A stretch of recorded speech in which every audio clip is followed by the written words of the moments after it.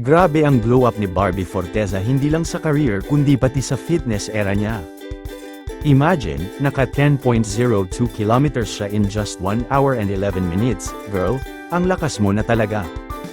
At mas nakakaaliw pa, ang kanyang Garmin watch ay nagbigay ng Forteza age 23 reading, kaya napareact si Barbie ng bolero din talaga tong si Garmin parang may sariling fan club na rin ang relo niya Halatang enjoy siya sa running and walking journey niya, at kita naman sa energy at good vibes na dala niya.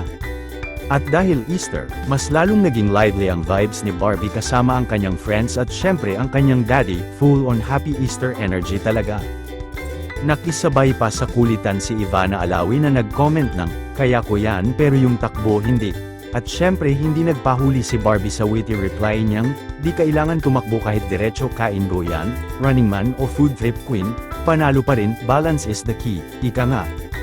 At aliw talaga si Barbie Forteza sa kanyang fitness journey with a twist. After mag 10 kilometers, biglang pa-cute reveal sa video na, isa pong oatmeal cookie pero iced long black lang, grabe ang self-control pero may konting sweet reward pa rin. Halatang hindi mawawala ang love niya sa coffee at sweets, kaya naman kahit pawis na pawis sa takbuhan, may classy coffee moment pa rin si ate girl. Balance is life talaga, run now, coffee later, tapos konting dessert para happy ang puso.